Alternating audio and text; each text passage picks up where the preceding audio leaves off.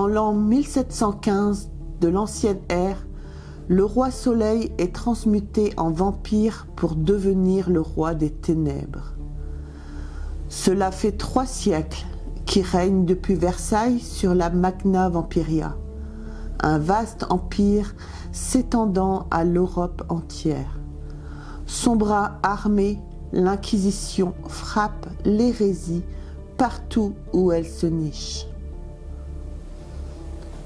En l'an 299 de l'ère des ténèbres, Silver, l'humble jardinier, et Daphné, la noble lectrice de la baronne, s'aiment d'un amour interdit au château de Torteval. Leur vie va voler en éclats lors de la visite d'un inquisiteur vampire, les emportant dans un tourbillon de magie noire. Bonjour et bienvenue sur History BD, je suis Sandrine et aujourd'hui on se retrouve, comme vous aurez compris, pour une histoire de vampire. Alors, Vampiria Inquisition. C'est une uchronyme romantique et frissonnante. L'Inquisiteur et son ombre est le premier tome de Vampiria Inquisition, une grande saga inédite en bande dessinée par Victor Dixon, double lauréat du Grand Prix de l'Imaginaire. Donc Victor Dixon est l'une des figures de proue de la littérature française et de l'imaginaire. Vous avez Animal, Cogito, ainsi que les sagas Phobos et Vampiria. Alors c'est un écrivain nomade, il a vécu à Paris, Dublin, Singapour et à New York, puisant son inspiration aussi bien dans les promesses futures que dans les fantômes du passé. Ensuite, au dessin, vous avez Eder Messias. Donc c'est un artiste qui est né au Brésil, il est professeur de dessin, caricaturiste, crayonniste de BD, mangaka, dessinateur et éternel curieux dans le domaine de l'art en général. Il a commencé son chemin dans la bande dessinée en 2011 avec le roman graphique Assassin and Son avec 250 pages au total et presque 1 an de travail. Voilà. Alors donc Vampiria Inquisition, donc le tome 1, l'Inquisiteur et son ombre, est une bande dessinée, comme je vous disais, écrite par Victor Dixon, illustrée par Eder Macias et publiée bien évidemment chez les éditions Soleil en 2022. Alors, sans hésitation, ce que je peux vous dire, c'est que moi j'ai adoré cette bande dessinée. Son seul défaut, selon moi, c'est qu'il y a trop de suspense et pas assez de pages. Alors son premier point fort, c'est qu'elle vient compléter l'univers de la saga Vampiria tout en restant accessible pour les non-initiés au roman.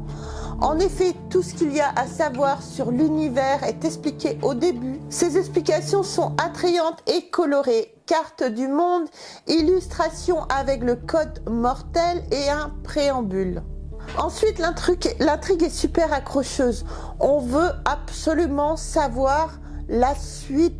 Et on s'attache très vite aux personnages principaux, Silver et Daphné. Ces derniers vivent un amour aussi passionné qu'interdit, ce qui les rend d'autant plus attachants. Je veux pas trop dire, mais sachez qu'il va leur arriver quelque chose de terrible. Et le suspense est à son comble en ce qui concerne la suite des événements. La collectionneuse, elle, est un personnage détestable, mais j'ai tout le temps envie d'en apprendre plus à son sujet et à découvrir son histoire et son passé. Pour finir, il y a forcément des illustrations qui sont époustouflantes. Le réalisme de celle-ci permet de donner vie à l'univers sombre de Vampiria et rend les actions vraiment plus réelles et les créatures encore plus terrifiantes. Je pourrais vous en dire plus et m'étaler sur le sujet pendant des heures, mais je risquerais de vous gâcher certaines surprises, donc je vais m'arrêter là. Et ouais, c'est comme ça. Retenez juste que vous pouvez aisément lire la bande dessinée sans avoir lu le roman. Retenez juste